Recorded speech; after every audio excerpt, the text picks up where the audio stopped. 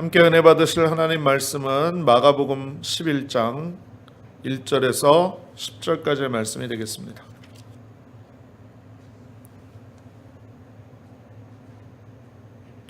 신약성경 마가복음 11장 1절에서 10절까지의 말씀 함께 찾으셔서 우리 같이 합독하시겠습니다.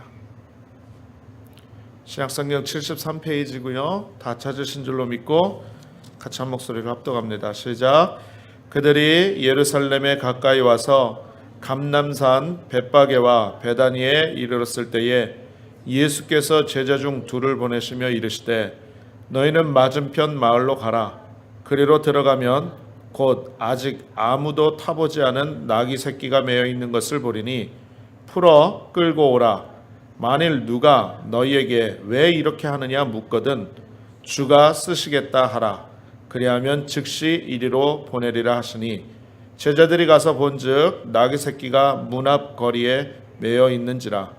그것을 푸니 거기 서 있는 사람 중 어떤 이들이 이르되 나귀 새끼를 풀어 무엇하려느냐 하매 제자들이 예수께서 이르신 대로 말한대 이에 허락하는지라. 나귀 새끼를 예수께로 끌고 와서 자기들의 겉옷을 그 위에 얹어 놓음에 예수께서 타시니 많은 사람들은 자기들의 겉옷을 또 다른 이들은 들에서 벤 나뭇가지를 길에 펴며 앞에서 가고 뒤에서 따르는 자들이 소리 지르되 호산나 찬송하리로다. 주의 이름으로 오시는 이여 찬송하리로다. 오는 우리 조상 다윗의 나라여 가장 높은 곳에서 호산나 하더라. 아멘. 할렐루야. 우리 전후좌우에 계신 분에게 한번 인사 나누겠습니다. 하나님이 당신을 사랑하십니다.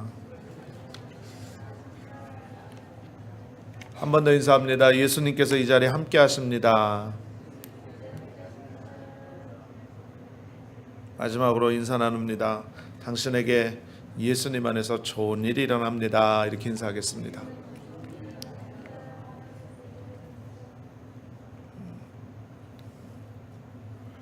오늘은 교회 절기상으로 이야기를 하면 종려주일입니다. 영어로는 팜 선데이라고 얘기를 하고요. 또 다른 말로는 고난주일이라고 얘기를 합니다. 영어로는 패션 선데이라고 얘기를 하죠. 2000년 전에 우리 예수님께서 이제 십자가의 고난을 당하시기 위해서 예루살렘에 입성하는 날, 그리고 예수님께서 고난 당하시기 시작하신 날, 그래서 이제 오늘부터 시작을 해서 한 주 동안 우리는 고난 주간이다 이렇게 이야기를 하고요. 또 오늘 종려주의를 통해서 우리의 신앙과 우리의 믿음 가운데 고난 받으신 예수님 그리고 부활하신 예수님의 놀라운 은혜까지 생각해보고 기억하는 우리 그리스도인들에게서는 가장 핵심적인 주간이 되는 것입니다. 우리에게 늘 매년 다가오는 고난주간이고 매년 다가오는 부활주일이긴 합니다. 그러나 여러분, 이것이 그냥 시간상으로 매년 다가오고 매년 지나가는 그런 부활주일, 종려주일, 고난주일 이런 의미가 아니라 정말로 내 삶 속에서 역사하시는 그 예수님의 놀라운 사랑, 그리고 예수님의 그 위대한 승리, 우리 예수님을 모셔드리고 사는 우리 모두에게 그와 같은 은혜가 동일하게 임하시는 놀라운 역사가 넘쳐나시기를 주님의 이름으로 축원드리겠습니다. 아멘.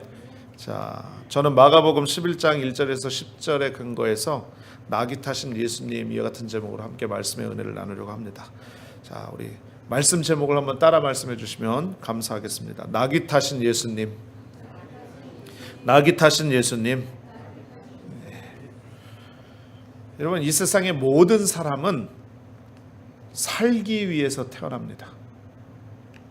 그런데 인류 역사상 단 한 분, 우리 예수님께서는 태어나실 때부터 온 인류를 위해 죽기 위해서 태어나셨습니다.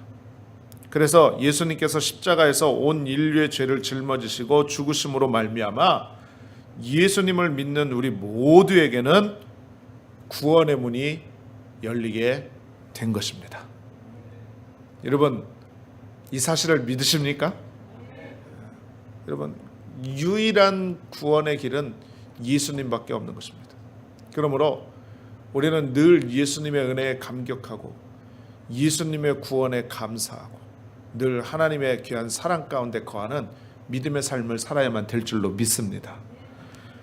예수님의 우리의 행적을 보게 되면요, 이 예수님의 행적을 기록한 성경이 있지요. 사복음서인데요. 마태복음, 마가복음, 누가복음, 요한복음, 이 말씀을 보게 되면 이 예수님의 행적에 대해서 약 3분의 1가량의 분량을 예수님 죽으시기 직전에 한 주일에 집중하고 있는 것을 볼 수가 있습니다. 그러니까 예수님의 공생의 기간 3년 반이라는 시간들을 기록해 놓았는데, 기록 가운데 기적도 있고 치료도 있고 또 예수님의 말씀 선포도 있고, 이 모든 것들이 기록되어져 있지만 이 사복음서의 3분의 1가량이, 각 책에 3분의 1가량이 예수님의 순환과 고난 그리고 십자가의 부활의 일주일의 행적에 거의 그 모든 분량을 할애하고 있다는 거죠. 여러분, 이것은 무엇을 의미하느냐? 예수님의 마지막 한 주간의 사건이 중요하고요, 특히 이 십자가에서 고난당하시고 죽으시고 부활하신 사건은 우리 기독교에서는요, 우리 믿는 자들의 신앙에서는 가장 핵심이 되는 사건인 줄로 믿습니다. 여러분, 우리 사도 바울은 이야기합니다. 만약에 예수님의 부활이 없다면, 십자가가 없다면 우리의 믿음은 헛것이라고 이야기합니다. 우리가 이 자리에 나와서 하나님 앞에 예배드리고 우리가 예수 그리스도를 찬양하고 주의 은혜에 감격하는 것은 예수님의 십자가의 사건 때문인 것입니다. 할렐루야. 우리의 마음 가운데 늘 예수님의 십자가의 사건을 기억해야 되는 거예요. 아까도 말씀을 드렸지만 오늘 종려주일이자 고난주일입니다. 그래서 이번 한 주간이 굉장히 중요한 기간이라고 볼 수가 있는데, 예수님께서는요, 공생의 마지막 유월절을 앞두고 십자가의 죽음의 길을 가시기 위해서 예루살렘 성에 입성하셨고요, 마지막 한 주간 많은 일을 하셨습니다. 여러분들 이건 참 기억하셨으면 좋겠어요. 월요일에는요, 예수님이 하신 일을 보게 되면 월요일에는 잎만 무성한 열매가 없는 무화과 나무를 저주하셨습니다. 그리고 성전을 청결케 하셨습니다. 성전에서 물건 팔고 비둘기 팔고 돈 바꿔주고 모든 세금 걷는 사람들을 다 내치시고 성전을 정결케 하는 일을 하셨다는 거죠. 예수님께서 화요일 날에는요, 유대 지도자들하고 논쟁을 하셨습니다. 변론을 하셨다는 거죠. 그리고 한 가지 더 기억할 것은, 마리아가 예수님 앞에 나와서 자신의 향유를 부어드림으로 말미암아 옥합을 깨서 예수님의 장사를 준비하게 되어졌고요, 그리고 예수님께서는 그 일을 기뻐하시고 귀히 여기는 사건이 기록되어져 있는 것입니다. 수요일 날에는 사실 성경을 보게 되면 특별한 기록이 없습니다. 예수님께서 뭘 하셨다. 다만 유대 지도자들이요, 어떻게 하면 예수님을 죽일까, 그것을 논의를 했습니다. 그것에 대해서 예수님은 침묵하셨고 하루 종일 묵상하시면서 이제 자신에게 다가올 고난을 준비하는 그런 모습으로 죽음을 준비하셨다는 겁니다. 목요일에는요, 다락방에서 제자들에게 설교하시고 우리가 너무나도 잘 아는 최후의 만찬을 나누셨습니다. 그리고 그 만찬이 끝나고 난 다음에 예수님께서 겟세마네 동산에 홀라 올라가셔서 밤새도록 기도하셨다는 거죠. 그리고 예수님께서는 금요일 날 붙잡히셨고요, 당시 대제사장 가야바의 장인 안나스에게 끌려가셨다가 다시 가야바에게 끌려가셨고, 그 다음에 빌라도 총독에게 끌려가셨다가 헤로드 왕에게 보내졌습니다. 그러다가 다시 빌라도 총독에게 끌려가셔서 최종 판결을 받으시게 된 겁니다. 여러분, 이 모든 것이요, 성경을 보게 되면 새벽 3시에서 6시 사이에 단 3시간 만에 이루어진 불법적인 판결이었습니다. 결국 예수님께서는 사형 선고를 받으셨고요. 오전 9시에 십자가에 달리셔서 6시간 동안 물과 피를 다 쏟으시고 고통당하신 가운데에 오후 3시에 숨을 거두신 것입니다. 이렇게 예수님의 일주일 행적이 성경을 보게 되면 기록되어져 있는데, 사랑하는 우리 성도님들이요, 이번 한 주간 예수님의 고난에 동참하면서 정말로 예수님의 그 사랑에 감사하고 하나님께 영광 올려드리는 복된 한 주간이 되시기를 주님의 이름으로 축원을 드리겠습니다. 여러분, 오늘 예수님께서 이제 그 고난을 받으시기 위해서 그 고난의 일주일의 행적의 첫 발걸음을 띄는 종려주일의 처음 기록이 오늘 본문 가운데 기록되어져 있는데, 2000년 전에 예수님께서 나귀 새끼를 타고 예루살렘에 입성하신 것입니다. 그때 많은 사람들이요, 종려나무 팜추리 가지를 흔들면서 찬송하리로다 호산나 다윗의 자손이요 막 기뻐하고 소리를 치며 예수님을 맞이했어요. 그러한 모습 가운데 오늘 본문의 기록들이 나와 있는데, 오늘 이 본문의 기록들을 통해서 우리에게 주신 영적인 교훈이 과연 무엇인가 함께 은혜를 나누길 원하는 것입니다. 자, 첫 번째로 말씀드리고 싶은 것은, 오늘 본문을 통해서 우리에게 주시는 영적인 교훈은 바로 뭐냐면, 예수 믿는 우리 모두는 순종하는 삶을 살아야 된다라는 것입니다. 믿으시면 아멘 하시겠습니다. 여러분, 예수 그리스도인의 삶은 첫째도 순종, 둘째도 순종, 셋째도 순종, 마지막까지 순종인 줄로 믿습니다. 순종의 삶을 살아야 된다는 거죠. 오늘 본문을 보게 되면요, 예수님께서는 예루살렘에 입성하시기 전에 두 제자에게 마을에 가서 나귀 새끼를 끌고 오라고 이렇게 말씀을 하십니다.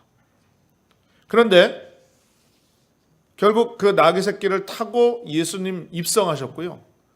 그 나귀 새끼는 예수님 자신의 것도 아니었고 남의 것을 빌려 타고 가는 그런 모습을 볼 수가 있다는 거죠. 자, 예수님께서 제자들에게 이야기합니다. 저기에 가면 아무도 타보지 않은 나귀 새끼가 한 마리 있을 텐데 그것을 끌고 와라. 그런데 그것을 끌고 올 때 누가 너희에게 왜 이렇게 하느냐 묻거든 주가 쓰시겠다 하라. 이렇게 말을 해라. 그러면 그 나귀를 내어줄 것이다 라고 말씀하신 것입니다. 여러분, 제자들은요, 뜬금없이 말씀하시는 예수님의 말에 그냥 순종했습니다. 그래서 맞은편 마을로 갔고요, 거기에 묶여있는 나귀 새끼를 보았습니다. 그리고 자신의 것도 아닌데 그냥 스스럼 없이 그 나귀를 끌고 오려고 자연스럽게 가져왔습니다. 그러니까 나귀 새끼의 주인들이 제자들에게 물어보지 않습니까? 왜 이 나귀를 왜 끌고 가느냐? 무엇에 쓰려고 하느냐? 라고 얘기하니까 제자들이요, 예수님께서 이르신 대로 말했고 그리고 허락을 받았습니다.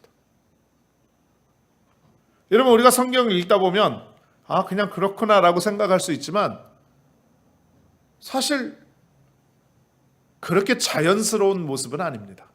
정상적인 모습은 아니라는 거죠. 왜 이렇게 기록이 되어졌을까? 도대체 예수님께서 나귀 타신 예수님의 모습을 통하여서 우리에게 무엇을 알게 해주시려고 이와 같은 기록이 되어져 있을까? 묵상해 보니까요, 여러분, 다른 것 아니에요. 우리에게 순종을 가르쳐 주시고 싶으셨다는 것입니다. 제자들이 예수님의 말씀에 순종했습니다. 또 나귀 새끼의 주인도 다른 어떤 말 없이 예수님께 순순히 나귀를 내어주는 그런 모습으로 기록되어져 있다는 거죠. 여러분, 이게 바로 순종입니다. 믿으시면 아멘. 여러분, 하나님께서는요, 말씀에 순종하는 사람들과 함께 일하시는 것입니다.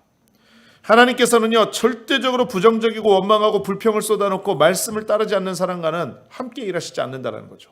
성경 어디를 봐도 항상 긍정적이며 말씀에 순종하는 사람을 통해서 역사하시고 일을 행하셨지, 부정적인 사람과는 절대적으로 함께 일하지 않았다는 것을 우리는 성경을 통해서 알 수 있다는 것입니다. 여러분, 순종이라는 것은요, 주님의 명령에 대하여 어떤 의문을 가지거나 거기에 대해서 자기의 뜻을 펼치는 것이 아닙니다. 순종이라는 것은 주님께서 가라! 그러면 가는 것이고, 서라! 그러면 멈추는 것이 순종인 것입니다. 할렐루야. 여러분, 나귀가 그들의 삶에 있어서 중요한 생계수단이었었어요.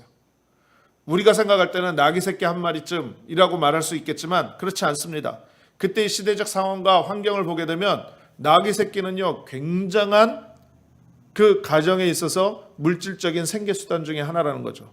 그럼에도 불구하고 그것을 주님께서 쓰신다고 말씀하시니까 주저앉지 않고 주님 앞에 내어드린 나귀의 주인들을 모습을 보게 될 때, 여러분, 우리도 주님께서 원하신다고 한다면, 주님께서 쓰시겠다고 한다면, 주님께서 원하시고 필요하다고 말씀하신다고 한다면, 우리의 재능, 물질, 생명까지라도 주님 앞에 아낌없이 드릴 수 있는 헌신과 순종의 삶을 살아가야만 될 줄로 믿습니다. 여러분, 복 받고 싶으시죠? 아무도 아멘을 안 하시는 거 보니까 줘도 그만 안 줘도 그만이에요. 여러분, 복 받고 싶으시죠? 여러분, 성경에 복의 근원이 된 사람이 누굽니까? 아브라함입니다. 아브라함, 그러면 복의 근원이 된 믿음의 조상 아니겠습니까? 여러분, 아브라함은 실수 많고 연약한 자였었습니다. 그에게 하나님의 말씀이 임했을 때 온전하게 하나님의 말씀을 따른 사람이 아닙니다. 그러나 그가 축복의 사람으로 세워진 때, 그가 하나님 앞에 믿음으로 인정받은 때가 언제입니까? 아들 이삭을 하나님 앞에 번제물로 드리려고 하는 그 순종의 순간, 그 순종의 시간, 그때 하나님께서 그의 믿음을 인정하시고 축복의 근원으로 세워주셔서 모든 족속으로 하여금 복의 근원으로 삼으신 것, 우리가 너무나도 잘 알 수 있는 것 아니겠습니까? 여러분, 그러면 우리가 복 받기를 원한다고 한다면 저와 여러분은 하나님 앞에 순종의 사람이 되어져야만 될 줄로 믿습니다. 말씀에 순종하고 내게 주시는 성령의 음성에 민감하여 늘 주님께서 인도하시는 그 길로 믿음으로 나아가는 저와 여러분이 되어져야만 될 줄로 믿습니다. 여러분, 히브리서 5장 8절에서 9절에 이렇게 말씀합니다. 예수님에 대해서 얘기해요. 그가 아들이시면서도 받으신 고난으로 순종함을 배워서 온전하게 되셨은즉 자기에게 순종하는 모든 자에게 영원한 구원의 근원이 되신다라고 말씀하고 있습니다. 여러분, 예수님도 하나님의 뜻에 순종한 것입니다. 그러므로 우리도 늘 예수님의 순종을 배워서 순종하는 귀한 믿음의 삶을 살아야 된다는 거죠. 그러므로 우리는 언제나 이렇게 기도해야 돼요. 주여, 주님의 말씀이라면 토달지 말고 따지지도 묻지도 말고 무조건적으로 순종하게 하여 주시옵소서. 그 말씀 앞에 결단하고 내가 가진 모든 것을 주님 앞에 드릴 수 있는 믿음의 삶을 살게 하여 주시옵소서. 이와 같이 고백하는 저와 여러분이 돼야만 될 줄로 믿습니다. 두 번째로 말씀드리고 싶은 것은 오늘 본문을 통해서 우리에게 주시는 영적인 교훈은 바로 뭐냐면, 그리스도인들은요, 순수하고 겸손한 삶을 살아야 된다라고 말씀하고 있는 것입니다. 여러분, 우리는 하나님 앞에서 늘 순수하고 겸손한 삶을 살아야만 될 줄로 믿습니다. 여러분, 오늘 본문 말씀을 보게 되면 나귀를 타고 예수님이 입성하셨어요. 오늘 설교 제목도 나귀 타신 예수님이십니다. 여러분, 원래 전쟁에 나간 장군이나 아니면 왕이 행차를 할 때는요, 여러분 어떻습니까? 나귀를 타고 행차를 하나요? 아니죠.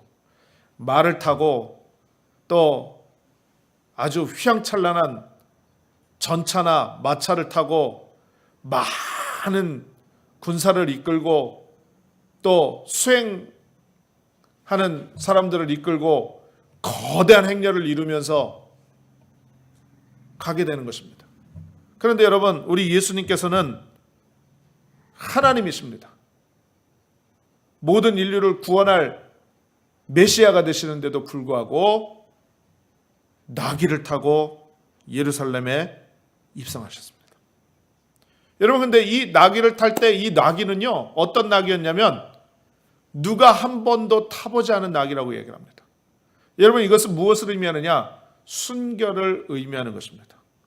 여러분, 예수님께서 사용하시길 원하시는 일꾼은요, 우리가 죄악의 세상 가운데 살지라도 순결하고 거룩한 믿음과 삶을 소유한 사람인 줄로 믿습니다. 여러분, 그런데 우리의 모습을 되돌아보면 참 부끄럽게 짝이 없죠. 내가 죄짓지 말아야지, 내가 말씀대로 살아야지 늘 결단하지만 세상 가운데 나가면 또 죄와 타협하고 연약하고 부족한 모습 때문에 참 그 죄의 갈등이 많은 것이 우리의 모습입니다. 여러분, 그러면 어떻게 되겠습니까?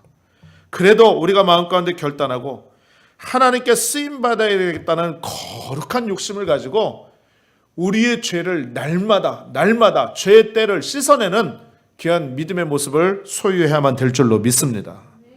여러분, 우리 마음 가운데 있는 미움, 탐욕, 원망, 불평, 거짓, 잘못된 세상의 습관들, 늘 롯처럼 뒤를 돌아보면서 아쉬워하는 그러한 모습들을 다 내려놓고 정결한 모습이 되어야 주님 앞에 쓰임받을 수 있지 않겠습니까? 여러분, 그러므로 우리는 날마다 예수 그리스도의 십자가의 보혈을 의지해서 하나님 앞에 회개하고 날마다 성결한 삶을 살 수 있도록 믿음으로 전진해 나가야만 될 줄로 믿습니다. 여러분, 제가 우리 성도님들 집을 신방을 해보면 다들 좋아하시는 것들이 한 가지씩은 있는데 공통적인 것들이 있더라고요. 뭐냐면 이렇게 거실이나 아니면은 뭐 라이브러리 룸이나 이런 방에다가 이렇게 뭐라 그러죠? 그거 장식장이라고 그러나요? 그걸 놓고 거기에 이렇게 그릇 같은 거를 이렇게 디스플레이 하는 것을 많이 볼 수가 있어요. 근데 그 그릇 쓰세요. 아끼다 똥됩니다. 아까워서 못 쓰시고 귀해서 못 쓰고 예뻐서 못 쓰시고 그러는데 여러분, 그릇이 써야 그릇이죠. 제가 그걸 말씀드리려는 것이 아니라 여러분, 아무리 좋은 그릇이라도요, 거기에 먼지가 쌓여 있고 곰팡이가 피어 있다고 한다면, 거미줄 쳐져 있다고 한다면 그거 절대로 못 씁니다. 곰팡이 다 제거하고 또 거미줄도 제거하고 켜켜 묵혀 있는 먼지도 싱크대에 갖고 가서 트리오로 빡빡 닦아서 반들반들 번쩍번쩍 빛이 나고 윤기가 나게 씻어야 그 그릇을 다시 사용할 수가 있죠. 여러분, 우리가 그런 존재입니다. 우리가 예수님 앞에서는 다 그릇인데, 우리가 세상에 묻었던 모든 죄의 때를, 죄의 곰팡이를 예수님의 보혈로 씻어내고 정결케 된 모습으로 주님 앞에 나올 때에 주님께서 우리를 사용해 주시고 놀라운 역사로 일으켜 주시는 거예요. 그러므로 여러분, 우리는 날마다 예수님의 보혈을 의지해야만 될 줄로 믿습니다. 회개하는 삶을 살아야만 될 줄로 믿습니다. 주님 앞에 날마다 성결한 삶을 살아야 돼요. 여러분, 이제 5월이면은 봄이 오면 결혼하는 커플들이 많이 늘어나겠죠. 원래 5월은 계절의 여왕 아니겠습니까? 여러분, 신부의 상징은 순결입니다. 성결입니다. 그리스도의 신부된 우리가 하나님 앞에서 성결한 삶을 살고 순결한 삶을 사는 것은 마땅히 행해야 될 일이라는 거죠. 그러므로 예수 그리스도의 보혈을 의지해서 날마다 주님 앞에 성결한 삶을 사는 저와 여러분 되시기를 주님의 이름으로 축원드리겠습니다. 또 예수님께서 나귀 새끼를 타셨다는 것은요, 예수님의 겸손을 의미하는 거예요. 겸손을 의미해요. 여러분, 우리가 하나님께 쓰임 받으려면 하나님 앞에서 낮아져야 됩니다. 그런데 문제는 뭐냐면 사람은 근본적으로 원래 교만하다라는 거죠. 늘 자기중심적이라는 거예요. 그래서 자신의 목소리를 높이고 자신만이 옳다, 자신의 주장만 옳다고 그렇게 말하는 경우가 대부분입니다. 때로는요, 자기가 잘 되기 위해서 남을 짓밟기도 하고요, 남에게 씻을 수 없는 상처와 피해를 주기도 하는 것입니다. 그러나 여러분, 예수님께서는요, 이 땅에 가장 낮은 모습으로 오셨습니다. 인간의 육신을 입고 이 땅에 오셔서 평생 겸손하게 섬김의 삶을 사시다가 십자가에 달리셨다라는 것입니다. 그러므로 여러분, 겸손하신 예수님의 모습을 우리는 본받아야만 될 줄로 믿습니다. 우리가 기도할 때 이렇게 기도해야 돼요. 주여, 제가 주님 앞에 깨어지고 낮아지게 해 주옵소서. 주님의 은혜로 잘 될 때에, 높은 자리에 올라갈 때에, 성공할 때에 더 겸손히 머리를 숙이게 하여 주시옵소서. 이와 같이 저와 여러분의 입술의 고백이 넘쳐나야만 될 줄로 믿습니다. 자, 마지막으로 하나만 더 말씀을 드립니다. 오늘 본문을 통해서 우리에게 주시는 영적인 교훈은 바로 뭐냐면, 한번 따라 말씀하시면 좋겠습니다. 찬양과 감사의 삶을 살아야 됩니다. 네, 맞습니다. 우리 모든 그리스도인들에게 찬양과 감사의 삶으로 이루어진 삶을 살아야 된다라는 것입니다. 오늘 본문 말씀을 보게 되면 8절에서 10절에 예루살렘에 입성하실 때 예수님께서 많은 사람들이 예수님 앞에 그들의 겉옷을 펼쳐놓고 예수님의 뒤를 따르며 찬송합니다. 우리 조상 다윗의 나라여 가장 높은 곳에서 호산나라고 얘기를 합니다. 호산나. 찬양했지요. 여러분, 우리가 하나님 앞에 드릴 것이 무엇이 있겠습니까? 우리는 드릴 것이 아무것도 없어요. 우리가 하나님 앞에 자랑할 것이 무엇이 있겠습니까? 그 무엇도 자랑할 것이 하나님 앞에서는 없습니다. 그러나 우리가 하나님 앞에 드릴 수 있는 가장 귀한 제사는 단 한 가지, 찬양과 감사인 줄로 믿습니다. 여러분, 우리가 하나님을 찬양하고 하나님 앞에 감사할 때 하나님께서는요, 정말로 그것을 기뻐하시고 영광 받으신다는 것입니다. 여러분, 우리가 마음과 뜻과 정성을 다해서 주님을 찬양하고 감사드릴 때 주님께서 영광 받으시는 거예요.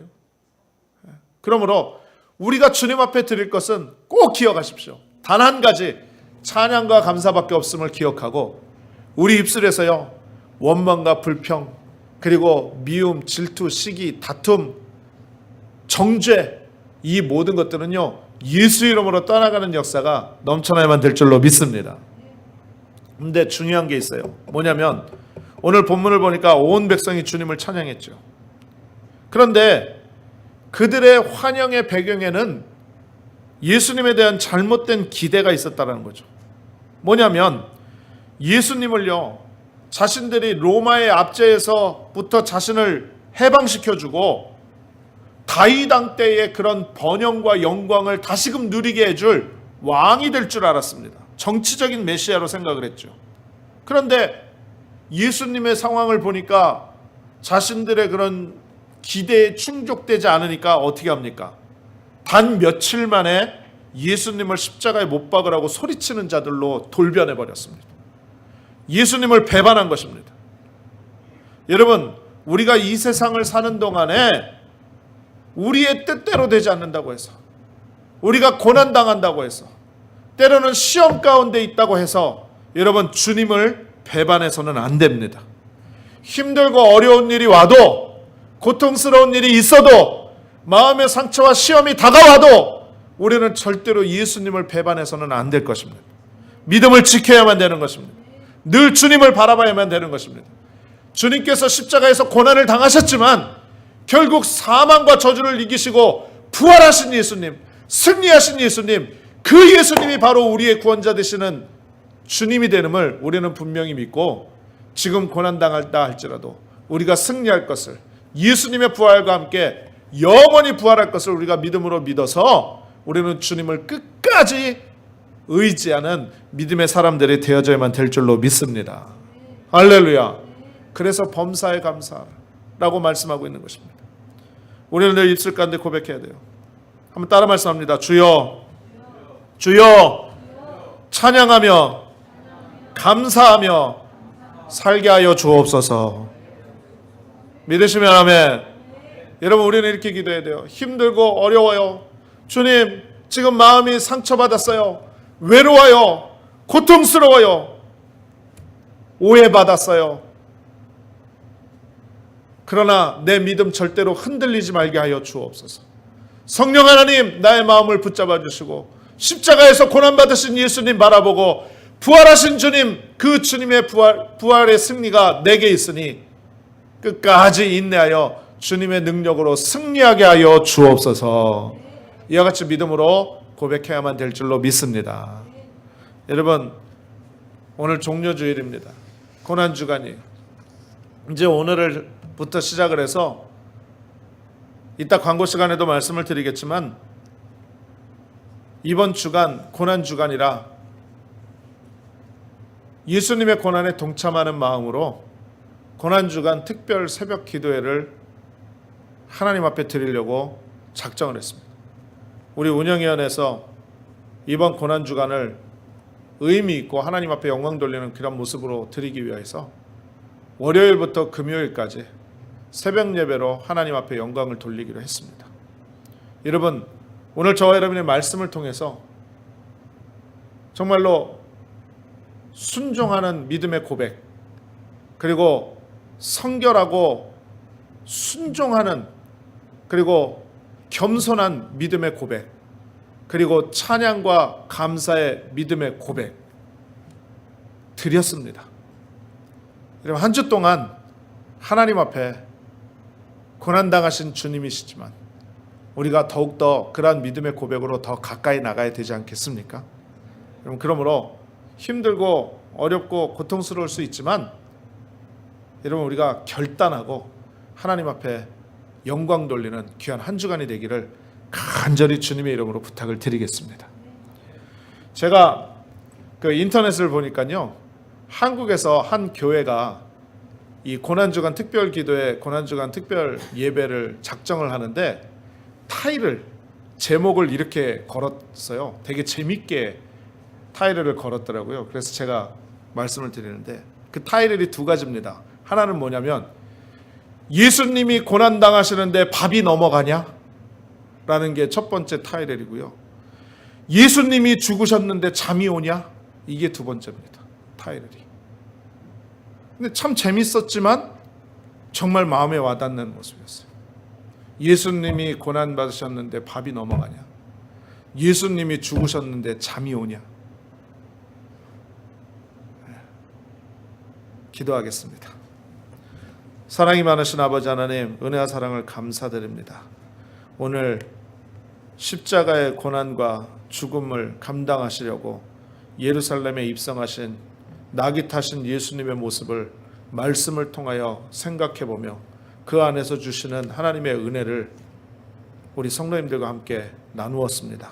하나님, 예수님처럼 우리도 성결하고 거룩한 삶을 살게 하여 주시고 겸손하고 또 깨끗한 순종하는 귀한 삶을 살게 하여 주시고 늘 감사하고 찬송하는 믿음의 삶으로만 나아갈 수 있도록 우리 하나님 축복하여 주옵소서. 모든 영광을 주께 올려드리며 예수님의 이름으로 간절히 기도합니다. 아멘.